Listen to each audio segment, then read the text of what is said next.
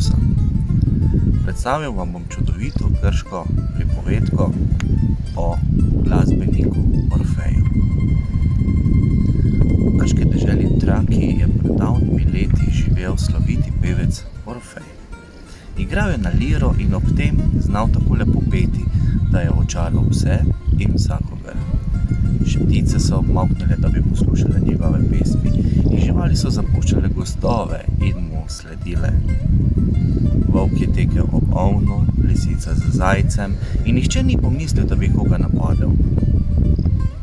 Kače so zlezle iz lukenj in poslušale, in kamenje se je umikalo s poti pred Orfejevo pesmijo. Reke so se ustavljale ob njegovih spevih in ribe so priplavale na gladino, da bi slišale njegove pesmi. Ljudje so ga poslušali, se smejali ob njegovih poskočnicah in jokali ob žalostinkah. Ob Orfejevem petju so pozabili na svoje skrbi, pustili so svoje delo in se predali čudežni glasbi. Še bogovi so prihajali v kraje in na gostije, kjer je pel Orfej. Po rimski cesti so se spuščali na zemljo in sledili njegovemu glasu. Tudi vodne vile, najade so se dvignile iz valov, kakor hitro so zaslišale Orfejev spev. Orfej se je zaljubil v eno izmed njih, odpeljal jo je domov in se z njo poročil. Ime je ji bilo Evridika in bila je čarobna kot Orfejeva pesem. Vendar sta le kratek čas živela skupaj. Nekega dne je moral Orfej z doma in Evridika je ostala sama. V osamljenosti se je ostožilo po mehkih zelenih livadah, kjer izvirajo studenci in potoki. Mislila je nanje in se je odločila, da jih bo obiskala. Pohitela je od doma in se veselila, kako bo presenetila svoje prijateljice. Naenkrat jo je v nogi zbodlo in ostra bolečina se je razlila po celem telesu. Pogledala je v tla in zagledala med travami zvijajočo se kačo. Nezavestna se je zgrudila na trat. Smrtonosni strup ji je ustavil srce. Evridika je bila mrtva in ni je prebudil niti jok vode njenih sestrah. Zbudil je ni niti Orfejev, ko se je vrnil. Orfej je pokopal Evridiko in z njo vse radostne pesmi. Žalosten je blodil po svetu in ljudje so bili zelo žalostni, ko so poslušali njegove pesmi. Listje na drevju je vzdihovalo in divje zrevi so jokaje prihajale iz temnih goščav. Nikjer na svetu ni Orfej našel miru. Nenehno je mislil na svojo Evridiko in na srečo, ki jo je izgubil. Čas ni mogel potolažiti njegove bolečine in radosti. Po dolgem nemirnem potovanju se je Orfej odločil, da se bo podal globoko v podzemeljsko kraljestvo, kamor odhajajo duše umrlih, in kjer bog Hades z ženo Persefono vlada človeškim dušam, katerih telesa so umrla na zemlji. Orfej je hotel preprositi bogove podzemlja, naj mu vrnejo ženo, naj prekršijo zakone smrti in dovolijo Evridiki, da se vrne na zemljo med žive ljudi. Krenil je proti zahodu, kajti tam nekje v daljavi se je v črnih skalah skrival vhod v podzemlje. Hodil in ker se mu je zazdelo, da je zašel, je začel peti žalostno pesem o mrtvi Evridiki. Pesem je omehčala drevesa, da so mu z vejami kazala pot, in usmiljena trava je uklanjena stebla na vse strani, kodar je vodila steza v podzemlje. Na koncu je Orfej zagledal vrsto pripognjenih cipres in grmado črnih skal, ki so se izgubljale v sivi molčeči megli. Pogreznil se je v mrtvo meglo. Nenadoma so se zasvetili pred njimi 3 pari žarečih oči in oglasilo se je divje lajanje. 3 glavi pes Herbert strašni varuh vrat, ki vodijo v podzemlje, je začutil živega človeka in se zagnal proti Orfeju. Ta pa je zapel in v vseh 3 krvavih kopcih je lajež utihnil. Velikanski pes Kerber je mirno legel in spustil Orfeja v kraljestvo smrti. Orfej je pel in se spuščal po strmi stezi, ob kateri so z obeh strani švigali grozreči plameni. Kakor hitro pa je dosegel pevčev glas, so obstali in njihov žgoči žar se je ublažil.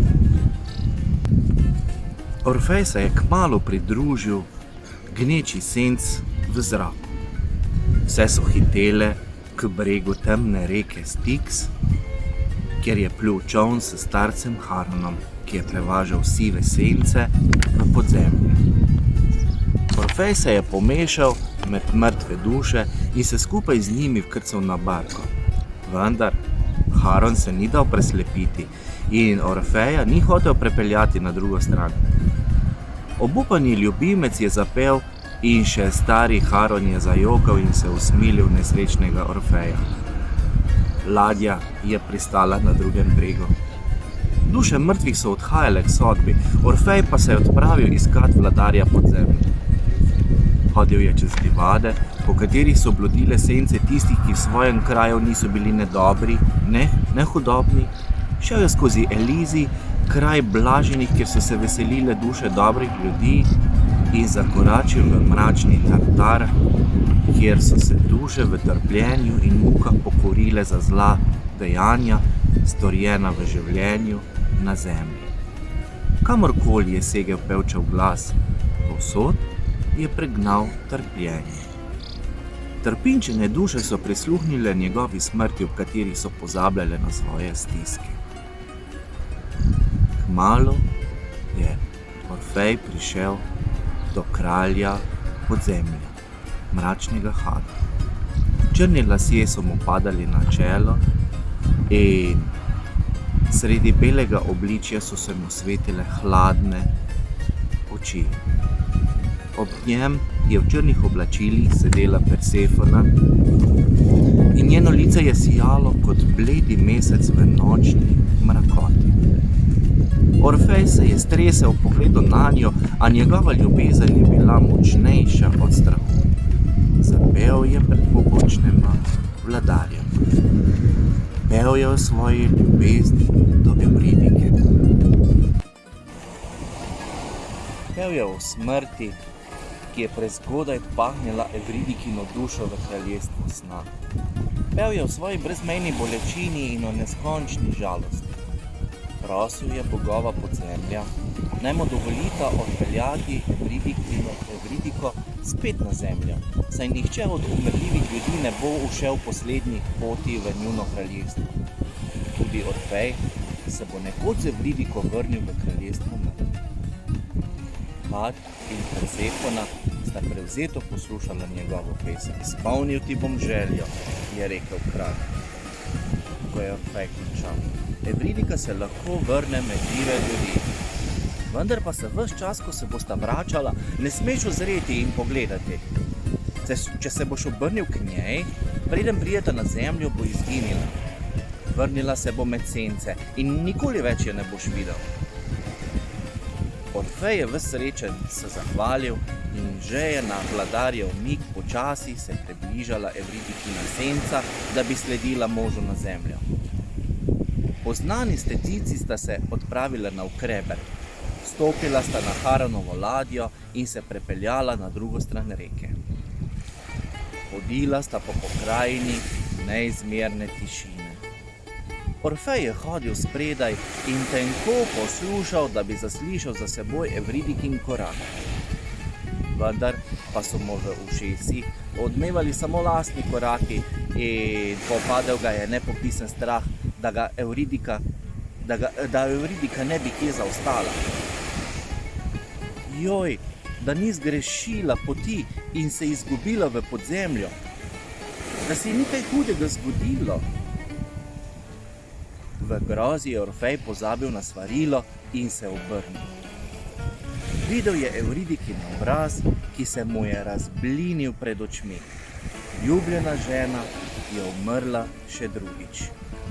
Orfejevega čela se je dotaknil lahen vetrič, kot poslednji poljub. In že je stal na stezi sredi tišine, sam, čisto sam. Orfeja je zgrabil obup, kot poblaznel je in zdrvel po poti navzdol. Klical je Evridiko. Brez diha je pribežal k Harenovem čolnu, toda tokrat je zaman prosil čolnarja, naj ga popelje na drugi breg. 7 dni je Orfej blodil ob bregu podzemeljske reke in zaman poskušal prodreti v kraljestvo Mrtvih. Žalosten se je Orfej vrnil nazaj na zemljo in odšel v samotne gore. Na goli gorski planoti je skalami vetru prepeval o svoji nesreči. Drevesa v dolina so ga zaslišala in se začela premikati za njegovim glasom. Preden je Orfej zapel pesem do konca, je stal okoli njega gost gaj. Gola gorska pobočja so se pokrila zelenimi goščavami in ptice in živali so se naselile med mlado rastje. Orfej pel, njegova pesem se je vzpenjala nad vrhove dreves in veter jo je zanašal k človeškim bivališčem. Kjerkoli so jo ljudje zaslišali, so molknili in jo ganjeni poslušali. Prav tedaj je pohajkoval po deželi trop Bahantk, častilk Bakha, boga vina in objesnega veselja. Pijane in napol ponorele ženske so vdrle v gaj, v katerem je Orfej pel svoje žalostne pesmi. Njegov otožni spev je razdražil razgnete ženske. Ena izmed njih je vrgla van tirs, z vinsko trto obvito Bakhovo palico, druga je pobrala kamen in ga zagnala v pevca. Tako tirs kot kamen sta mehko padla pred Orfeja, poražena od miline njegove pesmi. Podivjane ženske so druga za drugo pobirali kamenje in ga z divjimi kriki metale v pevca. Toda šele ko je njegovo vpitje preglasilo njegovo pesem, je kamen dosegel svoj cilj in se pohrdečil s krvjo. Bahantke so v svoji hudobiji pobile tudi živali, ki so ostale okrog Orfeja in so se prepozno prebudile iz očaranosti. Vest o Orfejevi smrti se je razširila po vsem svetu. Za pevcem niso žalovali le ljudje, objokovala ga je vsa narava.